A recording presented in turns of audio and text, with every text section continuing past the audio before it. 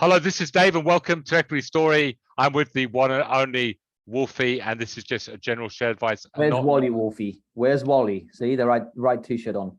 What do you mean you're admitting you're a Wally now? Yeah, well, no, where's Wally? That he's got the red stripes on his shirt to find him in a picture. Yeah. Where's Wally's shirt? Oh, it doesn't look like, I can't see it too much. It looks just pink. Bad bloody camera work. But anyway, it's a where's Wally shirt. Okay, all right, Wally. Anyway, where's Wolfie shirt? Where's Wolfie shirt? Anyway, it's just a general share advice, not personal advice. If you could just let me say that. Yes. Because all right, and anyway, Wally, Wolf the Wally. Yes.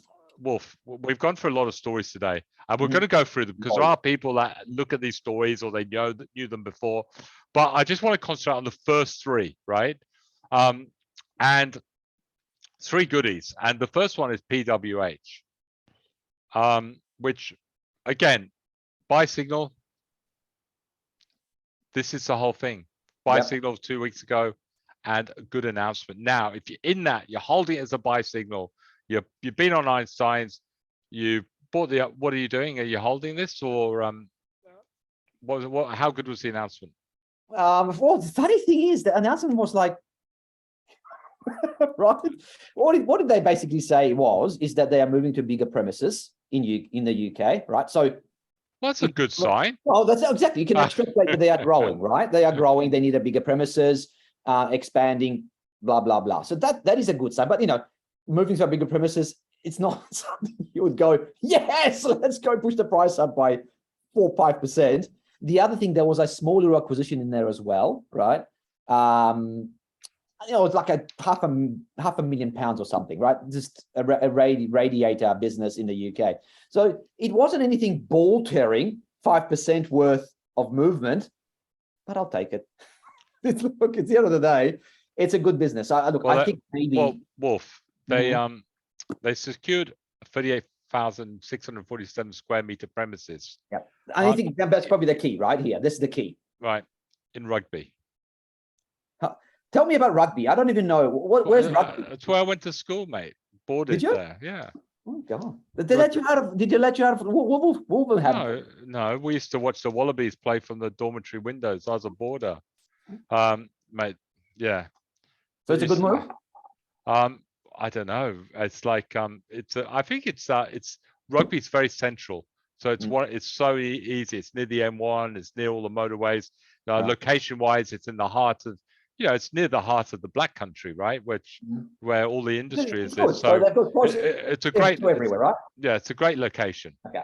Okay. And there's obviously premises are quite big. So at the end of the day, I think it's a sign there's growth. Yeah. So that's probably why it's up. But would I think 5% worth? Probably not. Look, for me, I'm still loving the company, Dave. And the disclaimer from me is that we did buy that. The fund bought this on the buy signal, right? So we're obviously looking okay. But the question is for you, fundamentally, I'm obviously liking it. Well, the markets say you're building a manufacturing business in Europe eventually. Yes. So hello, you're growing.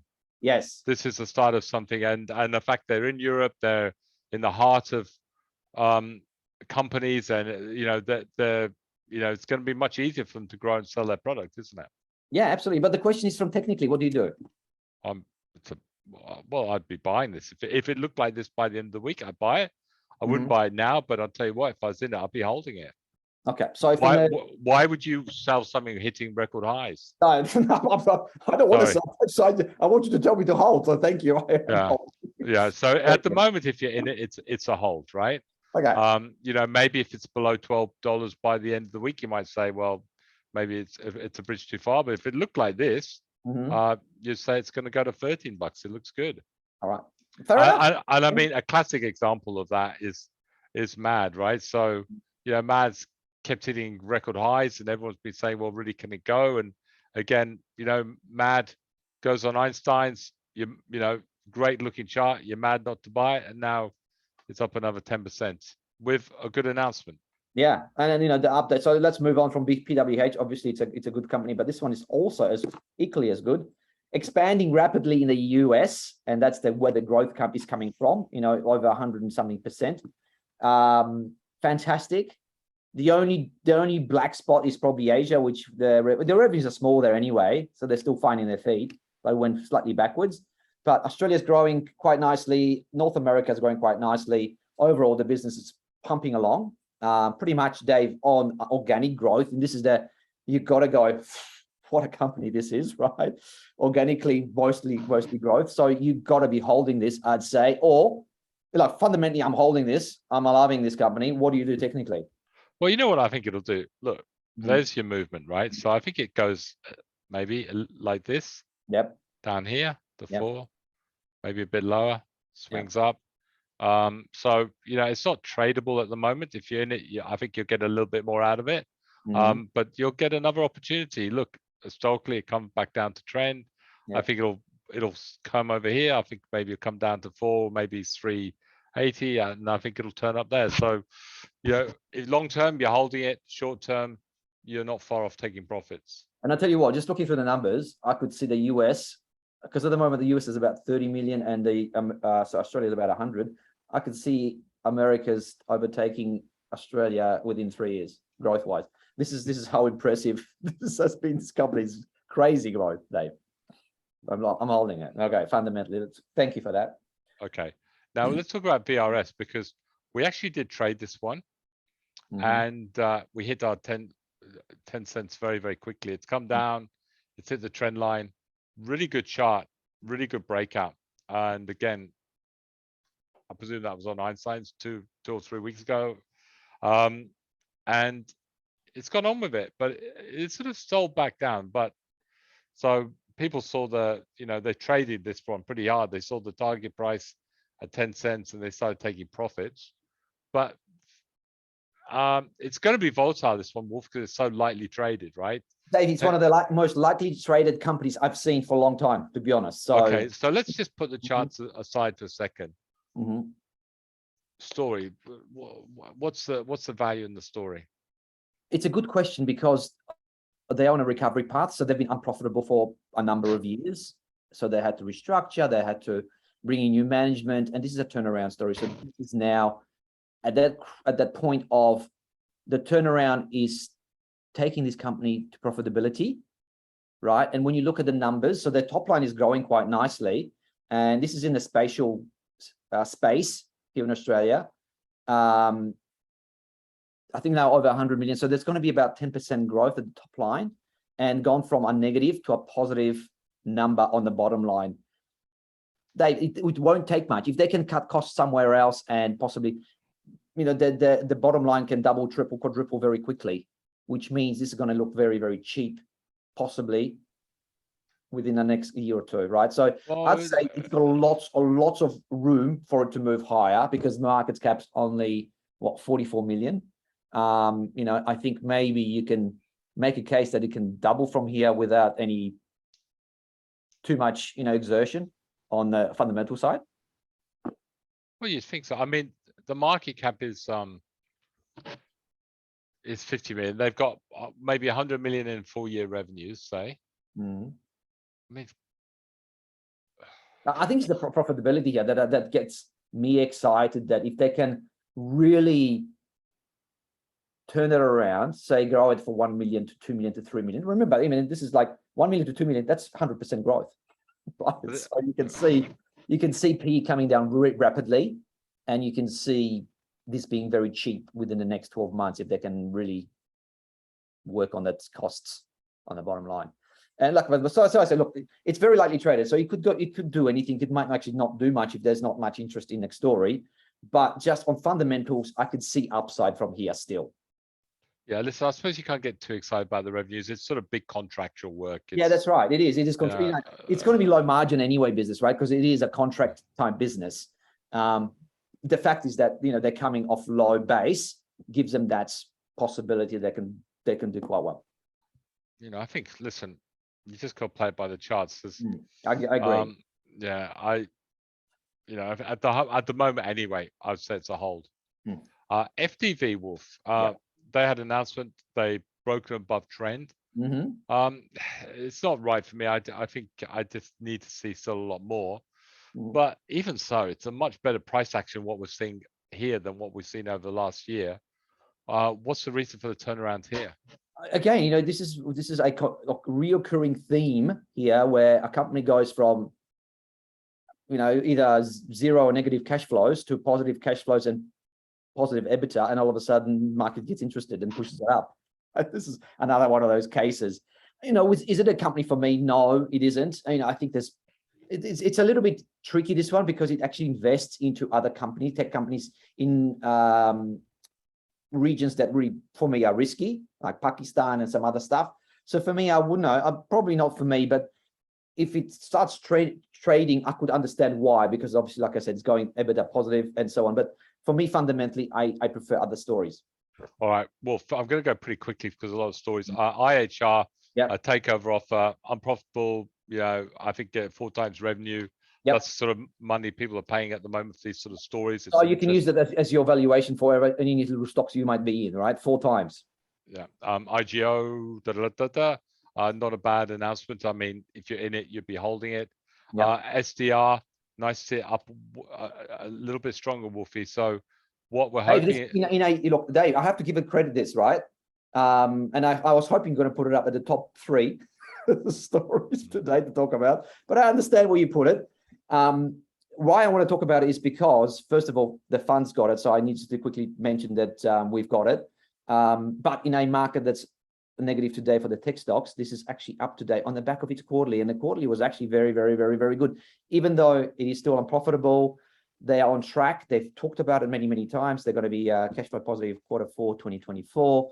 But, you know, I think overall, anyway, probably fair value, right? About $4, $3.77 to $4 fair value. It'll be interesting to see where it goes from here. We'll wait till the end of the week. Yeah, and it's definitely, you know, it needs to get over trend to be a buy. So, like I said to you, if you've really got to watch this one by the end of the week. I agree. SYR, again, Wolfie, I think quite a few people in this one because it's trending quite nicely. Yeah. That announcement good enough to keep trending? No. And then I tell you why. This is an interesting reading, right? When you go through that, you start questioning a lot of things. So, you know, Africa, you know, we always talk about how difficult it is to Africa. This pretty much spells it out. So there's some illegal protesting going on, people walking off jobs, you know, some other problems in where they are. It just brings it to light how difficult it is. Plus also cost blowouts. So really, they're not making any money on what they're producing at the moment. And this is why it's probably down 3%. Right. So possibly, technically you'd be holding out, but what you're saying fundamentally... I think fundamentally, it's probably going to struggle to get any further than this right now. All right. Brilliant, Wolf. SOP. Now, technically, that looks like it's struggling to go any further. Did you think the announcement means it will struggle to go further? Look, it wasn't bad, but again, maybe too much for me right now. So it looks like it's had its dash. It probably needs to come back to that 25, 23, 24, somewhere there. All right. ARX wasn't too bad. And you know, if you're trading that, just lift your stop loss to that 119. What the quarterly was, Dave, was just pretty much justifying why there's been a big move. So there's definitely a recovery. The numbers look decent. Possibly even further upside moving forward, but you know, has it run far enough for me? Possibly. Yeah, so just put your stop loss at 119 or 118 by the end of the week. Now CUV is a sell. The chart says sell, and so does Wolfie on that report. Yeah, because I think they're talking about that they had what 80 million odds revenues last year, and the first quarter this year is 10. So it's a little bit below, maybe, I don't know, maybe they've got obviously different quarters, different number of revenues per quarter, but it seems a bit weak this quarter. So maybe that's the market's going, well, hang on a second, how are they going to beat last year's when it started so poorly this time around? So I don't know. I mean, I'm a little bit worried. All right, PLY. I have to mention quickly that one because you know, it's been a market favorite, but they did put a warning in this announcement today saying that they're going to discontinue some of these IP work, which means it's going to be a one-off hit second quarter, so March quarter 2023. So that's why it's probably down, and it might be even weaker further. And Wolf, in all your wisdom, you bought those little beanies that they were selling. Yeah, and I got rid of all those beanies. Oh, you sold them? Yeah, I had to get rid of them, Dave. The actual fundamentals started to not look as good, so I had to get rid of them. This is, I think, I don't fall in love with stuff. I got to get out. But one of them looked just like you. I know. They all look like you. Which one did you buy, by the way? You had 3 of them. I had 6 at the end. I got rid of them, all of them. Oh, so what were they? Happy, greedy? Yeah, something like that. And probably loser. Loser. All right. The last one. The last one. All right. And okay. Hopefully you didn't lose too much money on them. MP1 Megaport. You know what, Wolf, it's never got through trend. The charts just do not lie, do they? Bang. It's recovered way too much for. I think the markets lovers out there of MP1 got too excited too early, and it's just pretty much continuation of what we talked about previously. Why it went back in the last 6 months odd, right? The numbers just do not stack up to the valuation. It's still proving that quarterly, they still do not stack up to the valuation. So it's not a buy. We're much better companies like, the profitable ones. Look at car sales, look at Seek, look at XROs. This is the company you should be looking at, not MP1s. Right. Dubber. Dave, I tell you what, it's almost, you've got to close your eyes when you're looking at the quarterly, because the bottom line numbers were so ugly. You just want to think, why are you doing something about it? On 8 million, I think, revenues and about 50 million losses. My God, it's not right. So they're going to have to raise some serious. Oh yeah, probably again and again and again. When does the market get fed up and say? I don't know. This is the thing. I don't know. And Dave, I actually like the product. It's just obviously just not, the management's just not aligned with what needs to be done here, which is bottom line needs to be addressed. The costs need to be addressed. But maybe it's just the model. It's hard. Now, Wolf, I just want to have a look at the money lenders, because Wiser is getting through to nearly profitable, right? Yes, Dave. I think this is interesting, because look at the downside, right? When the interest rates starting to go up, and of course, these companies are very interest rate sensitive. Interest is going up, which means probably higher debts, means lower profitability. Doesn't look attractive. Now, let's look at next 6 months ahead. Maybe the interest rates are going to slow down. Maybe the interest rates are going to be cut down in the second half of the year. You don't know. You know what? It's Wolf. You said that to me the other day. They talk about interest rates being cut. Yeah. Yes. How on earth are they going to be cut when inflation was still last week at record high numbers? Explain that to me. Look, this is just maybe pure speculation on the really glass half full people, right?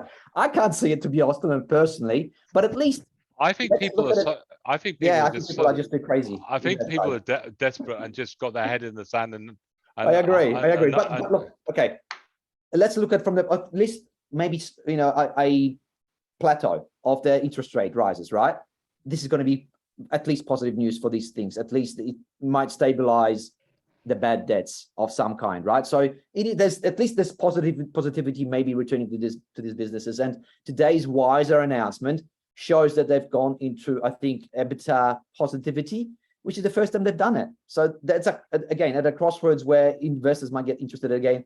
So fundamentally, I could see interest coming from investors again into these stories, and especially when you look at maybe there's going to be slowdown in interest rates. Okay, but I think too early. Yeah, and they're all saying the same thing, right? They're all saying exactly. They're all saying watch lists. Yeah, they're all telling us they've bottomed out. That's what it is telling us. It's bottomed out. Let's start looking at them when they cross that blue lines, right? That's when we start getting into these stories. All right. Listen, unfortunately, there's nothing really that really stuck out as a trade today. Nothing that sort of you'd think, oh wow, we've got to get into that. Hopefully we'll get something tomorrow, but certainly I think we do have a lot of members in some of those stocks, so hopefully that's some good advice. Yep. All right, Wolfie, have a good day, champion. Yeah, you've got to join us tonight. Join us tonight for Ask the Analyst. So before I say goodbye, be there or be square. That's the most squarest comment you can ever make. Be there, be square. It's like a blast from the. I think it's like be there. You are going to be square, because that is like. All right. We'll. You know what we should do? Start playing some music at the ATS. We should play some old ads from the 80s. People remember some of these things. I've actually remembered one, right? Called Olvertini. I'm not sure if you remember that. Da da da da da da da da da da da da da da da da da da. All right. Let's We're find gonna find some. We'll find an old ad. All right. See you, Wolf. Cheers. Take care, Bye. mate. Bye. Bye. See you tonight. See you tonight. Yes. See you tonight. Bye.